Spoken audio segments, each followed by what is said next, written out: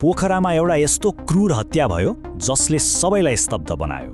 आज हामी सृजना पौडेल केसीको हत्या र त्यसपछिको त्यो एकदमै जटिल अनुसन्धानको कथालाई खोज्नेछौँ। आजको हाम्रो यो चर्चालाई हामीले 6 भागमा बाँडेका छौँ। सुरुमा पोखरामा भएको त्यो हत्याको कुरा गर्नेछौँ। त्यसपछि प्रहरीले भेटेको त्यो एउटै मात्र सुराग के थियो अनि कसरी एउटा सामान्य स्कुटरले पुरै रहस्यको पर्दाफास गर्यो।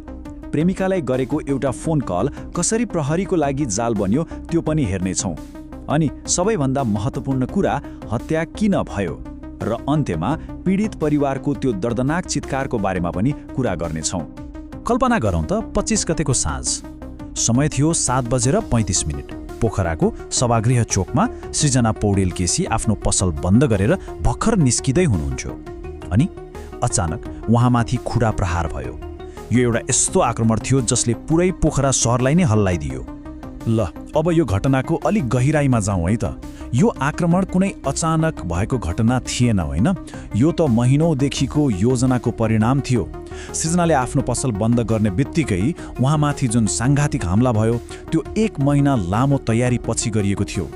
अब प्रहरीको प्रारम्भिक अनुसन्धानबाट केही एकदमै महत्त्वपूर्ण तथ्यहरू बाहिर आए। पहिलो, आक्रमणकारीहरू 2 जना थिए र उनीहरू स्कुटरमा आएका थिए। दोस्रो, हतियारको रूपमा खुडा प्रयोग गरिएको थियो। र सबैभन्दा चकित पार्ने कुरा त के थियो भने मुख्य आक्रमणकारी अरू कोही नभएर सृजनाकै आफ्नै सहोदर भान्जा शिशिर केसी भएको खुल्यो। सोच्नुस् त, आफ्नै रगत। यो घटनापछि कास्की प्रहरीको लागि एउटा पहाड जस्तै चुनौती खडा भयो। उनीहरूसँग भन्नुस् न लगभग कुनै जानकारी नै थिएन। अनुसन्धान शून्यबाटै सुरु गर्नुपर्ने अवस्था थियो। त्यही भएर घटनाको गम्भीरतालाई बुझेर कास्की प्रहरीले अलिकति पनि ढिला गरेन। तत्कालै 50 भन्दा बढी प्रहरीलाई सादा पोसाकमा अनुसन्धानको लागि खटाइयो। यो प्रहरीको तर्फबाट एकदमै छिटो र ठूलो कदम थियो। अब एकछिन सोचौँ त, प्रहरीसँग एउटै मात्र सुराग छ, स्कुटरमा आएका 2 आक्रमणकारी जो अँध्यारोमा कता हराए कता। यस्तो अवस्थामा अनुसन्धान कहाँबाट सुरु गर्ने होला? एकदमै गाह्रो अवस्था थियो। तर जतिसुकै गाह्रो भए पनि प्रहरीले हार मानेन। अब हेरौँ अनुसन्धानले कसरी गति लियो। प्रहरीले एउटा यस्तो महत्त्वपूर्ण सबुत फेला पार्यो जसले यो केसको गाँठो फुकाइदियो।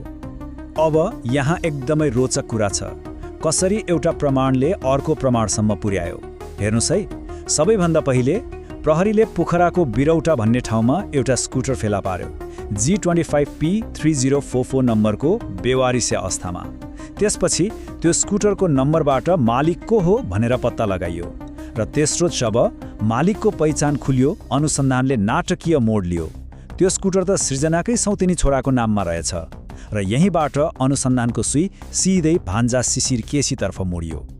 ल, प्रहरीले मुख्य अभियुक्त पत्ता लगायो, तर अब अर्को समस्या आयो।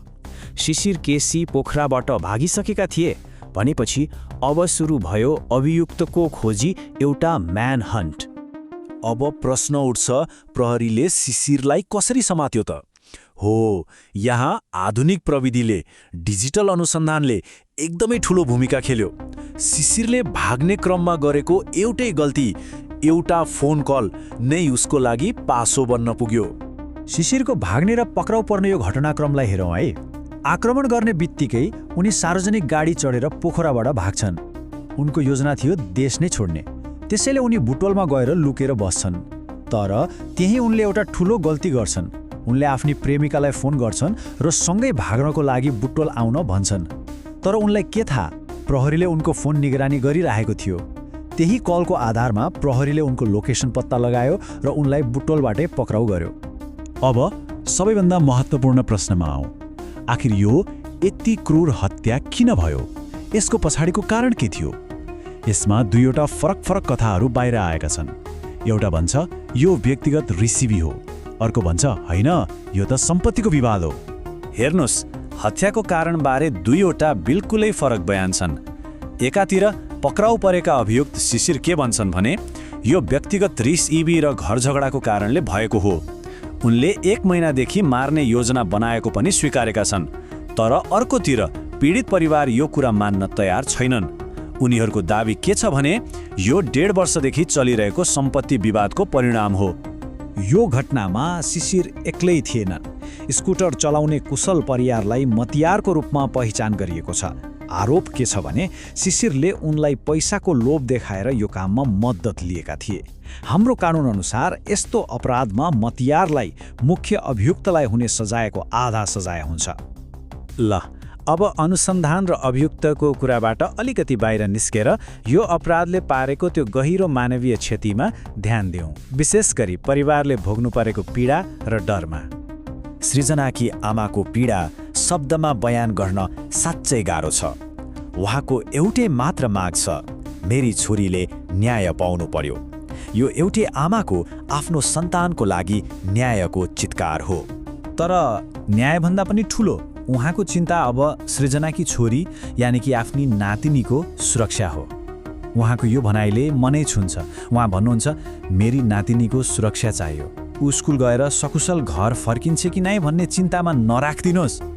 यो केवल न्यायको माग मात्र होइन, एउटी आमा गुमाएकी अबोध बालिकाको भविष्य र सुरक्षाको प्रश्न पनि हो। र यसले एउटा एकदमै गम्भीर प्रश्न खडा गर्छ। जब कुनै अपराधको लागि कानुनी न्याय दिइन्छ त्यो त एउटा पाटो भयो, तर त्यसपछि पनि परिवारले जीवनभर भोग्नुपर्ने त्यो गहिरो डर र मानसिक आघातलाई चाहिँ कसरी सम्बोधन गर्ने, यो प्रश्नमा हामी सबैले सोच्न जरुरी छ।